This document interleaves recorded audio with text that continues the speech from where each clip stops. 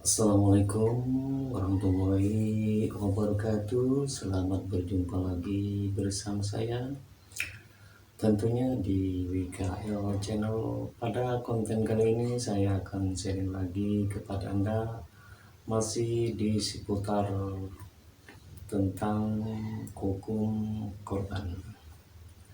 Dan konten pada kali ini saya akan memberi judul sunnahnya 5 hal yang disunahkan bagi yang penyembelih kurban. Jadi ada 5 hal yang sunnah dilakukan oleh yang penyembelih kurban. Namun sebelumnya saya mohon dukungannya kepada yang belum subscribe, silahkan di subscribe, insya Allah bermanfaat. Dan langsung saja kita mulai. Bismillahirrahmanirrahim. Sebentar lagi kita akan masuk ke bulan Dzulhijjah. Di situ banyak orang yang menyembelih korban. Bismillahirrahmanirrahim. Wa yustahabbu inda dzabhi khamsatu asya'a. Disunahkan melakukan 5 hal di saat melaksanakan sembelih korban. Jadi ada 5 hal yang sunnah dilakukan ketika mau menyembelih korban.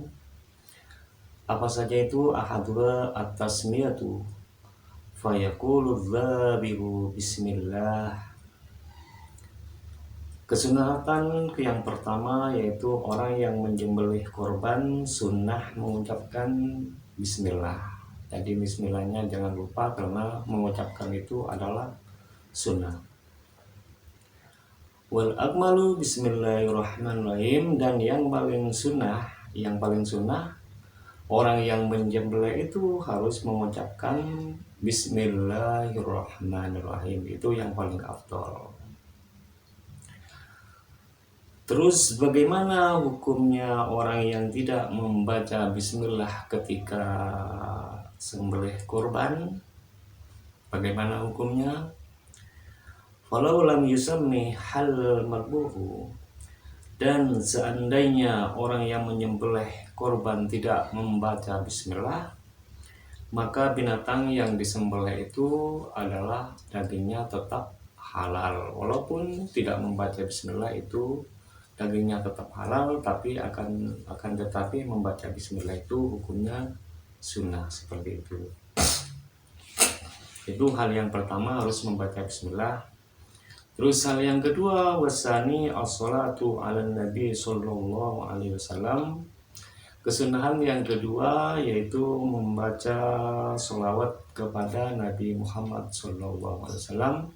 Jadi setelah membaca bismillah itu membaca sholawat kepada Nabi Muhammad sallallahu alaihi wasallam dengan ucapan Allahumma sholli ala Muhammad wa ala ali sayyidina Muhammad, seperti itu. Akan tetapi wa yukrahu ayyajma'a baina ismillahi wa ismi rasulihi. Dan dimakruhkan mengumpulkan di antara nama Allah dan Rasulnya. Mengumpulkan nama Allah dan Rasulnya itu dimakruhkan. Terus kesunahan yang pertama, as-salisu istiqbalul qiblati bitabiha. Kesunatan yang ketiga yaitu menghadapkan binatang korbannya ke arah kiblat. Jadi binatang korbannya itu dihadapkan ke arah kiblat, itu sunnahnya. Ayyuwajjihu dzabihu madbaha lil qiblah. Maksudnya orang yang menyembelih itu menghadapkan leher binatangnya yang disembelih dihadapkan ke arah kiblat. Dan juga ia sendiri harus menghadap kiblat, itu kesunahan. Terus selanjutnya warabi'u at-takbiru ay qabla tasmiyati aw ba'da talatan. Kesunahan yang keempat yaitu bertakbir. Jadi kesunahan yang keempat itu bertakbir seperti membaca Allahu akbar, Allahu akbar, Allahu akbar. La ilaha illallah, Allahu akbar, Allahu akbar walillahil hamd. Kapan membaca takbir itu? Bisa dibaca sebelum bismillah atau bisa dibaca sesudah membaca bismillah. Dibaca berapa kali? Yaitu dibaca 3 kali takbirnya, jangan sampai lupa. Terus kesunahan yang kelima, wal khamisu ad-du'a'u bil qabuli, yang kelima yaitu berdoa semoga diterima Allah. Kesunahan yang kelima mendoakan supaya korban tersebut diterima oleh Allah. Berdoa apa? Orang yang menyembelih itu fayaqulu dzadihu Allahumma hadhihi minka au ilaika fataqabbal ay hadhil udhiyah nikmatan minka alayya wa taqarrabtu biha ilaika fataqabbal minni. Seperti itu doanya. Orang yang menyembelih berdoa dengan doa Allahumma hadhihi minka au ilaika fataqabbal ay hadhil udhiyah ni'matan minka alayya wa taqarrabtu biha ilaika fataqabbal minni. Seperti itu. Apa artinya? Artinya Allahumma hadi minka au ilaika, artinya ini adalah dari engkau dan untuk engkau. Fataqabbal, maka sudilah engkau menerimanya. Maksudnya binatang kurban ini adalah nikmat darimu untukku, kata dalam doanya itu. Tujuannya doa wa taqarrabtu biha ilaika, dan aku mendekatkan diri kepadamu. Fataqabbal minni, maka terimalah binatang kurban ini dariku. Kemudian, bolehkah orang yang berkorban memakan dari daging hewan yang sudah dikorbankan? Apakah boleh orang yang berkorban itu memakan sebagian dari daging korban yang sudah dikorbankan? Jawabannya adalah wala ya'kulu mudahhi syai'an minal udhiyah al-mandhurati. Orang yang melaksanakan korban tidak diperkenankan memakan apapun dari daging korban kalau korban itu korban nadar. Korban nadar itu seperti apa? Kalau seandainya orang sakit, langsung dia bernadar, apabila saya sudah sembuh nanti dari sakit saya itu saya mau berkorban. Kalau sudah mengatakan seperti itu namanya kalau berkorban, korbannya nadar. Nah, jadi kalau korban nadar itu tidak boleh memakan sedikit pun dari daging korban tersebut. Akan tetapi bagaimana bal tajibu alaihi atasadduqu bijami'i lahmiha, bahkan bagi dia wajib mensedekahkan semua dagingnya. Jadi daging hewan kurban yang dinadari itu harus disedekahkan semuanya, tidak boleh dimakan. Bahkan falau akhorha fatalifat lazimahu dhamanu.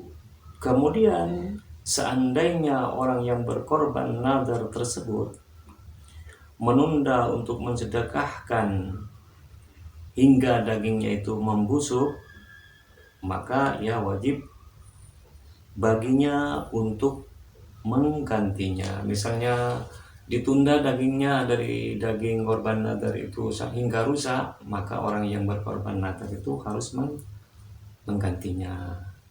Itu yang perlu diperhatikan. Terus yang kedua, bagaimana hukumnya dengan orang yang berkorban sunnah? Bolehkah makan dagingnya orang yang berkorban sunnah? Sunnah itu yang bukan korban nadar. Wa yaqulu minal udhiyati al-mutatawwi'i thulutan alal jadid. Diperkenalkan memakan sepertiga dari binatang korban yang sunnah menurut pendapat Imam Asy-Syafi'i yang baru. Jadi orang yang berkorban sunnah itu diperkenankan memakan dari daging korban sepertiganya. Itu dibolehkan. Wa amma thulutsani faqila yatasaddaqu bima. Sedangkan untuk 2/3-nya maka ada yang mengatakan harus disedekahkan, sepertiganya itu harus disedekahkan. Warajjahu an-Nawawi fi Tashih Tanbih, dan ini sudah diunggulkan oleh Imam An-Nawawi di dalam kitab Tashih At-Tanbih. Wa qila yuhdi thulutsan lil muslimin al-awliya, dan ada yang mengatakan bahwa ini menghadiahkan sepertiganya dari dagingnya kepada kaum muslim yang kaya. Sepertiganya juga bisa disedekahkan kepada orang muslim walaupun ia kaya.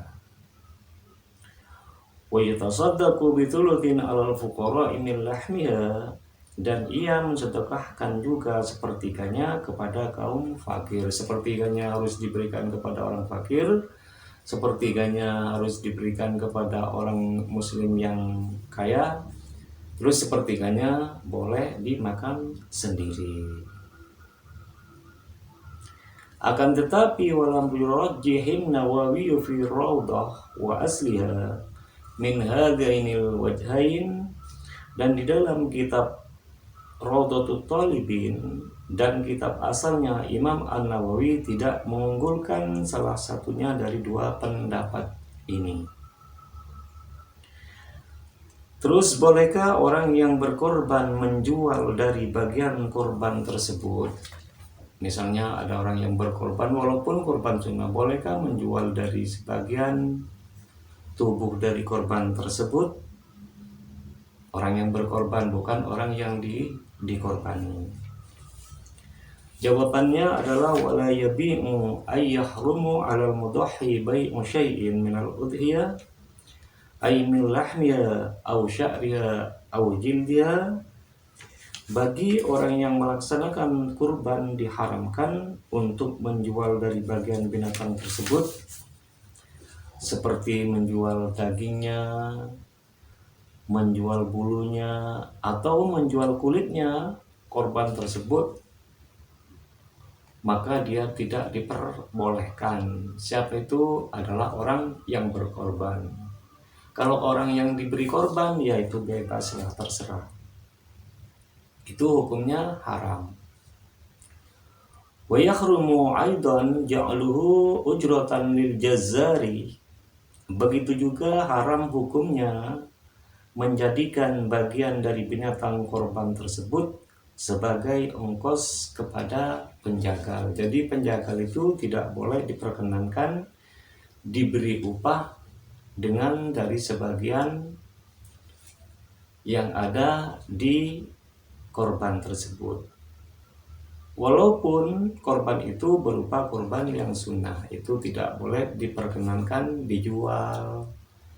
Kulitnya dijual tidak boleh, daging bulunya, dagingnya dijual itu tidak boleh dengan orang yang berkorban. Itu hukumnya haram. Wa yud'imu hatman minal udhiyatil mutatawwi'i biha al-fuqara'a wal masakina. Wajib memberi, hukumnya wajib memberi makan bagian dari binatang korban yang sunnah kepada kaum fakir dan kaum miskin. Akan tetapi harus memberi makan kepada orang yang fakir, miskin, atau orang kaya, seperti itu. Yang dimakan oleh yang berapakah yang boleh dimakan, yang sunnah dimakan oleh orang yang berkorban sunnah?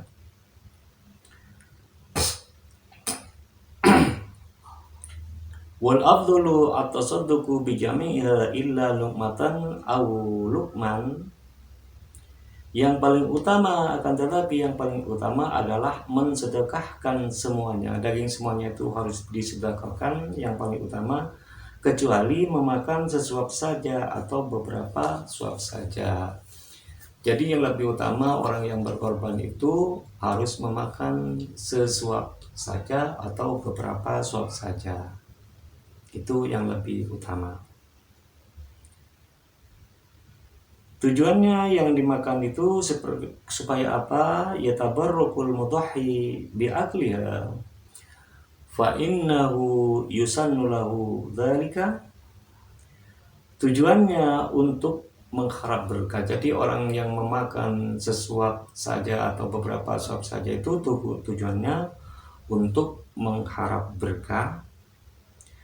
Karena apa? Yusannu lahu dzalika fa innahu yusannu lahu dzalika, karena sesungguhnya hal tersebut disunahkan baginya. Jadi memakan daging korban sesuap saja atau beberapa suap saja itu hukumnya disunahkan bagi orang yang berkorban sunnah. Wa idza akala al-ba'dha wa yatasaddaqu bil baqi hasala lahu sawabut tadhiyah. Ketika ia memakan sebagian dan mensedekahkan sang lainnya dari daging kurban sunnah tersebut, maka ia sudah mendapat pahala berkorban semuanya, wa tasadduqu bil ba'di, dan mendapat pahala sedekah sebagian saja. Itu pentingnya kalau kita mengetahui sunnahnya sembelih kurban. Itu saja dari saya, semoga bermanfaat. Dan apabila konten ini bermanfaat, silahkan di-share dan di-like dan komen dan dibagikan kepada teman yang lain, insya Allah bermanfaat. Dan tunggu saja episode selanjutnya. Apabila ada hal-hal atau kata-kata yang kurang atau makna yang kurang tepat atau yang kurang pemahamannya, saya mohon maaf. Dan tunggu saja episode berikutnya. Ihdinas shiratal mustaqim. Assalamualaikum warahmatullahi wabarakatuh.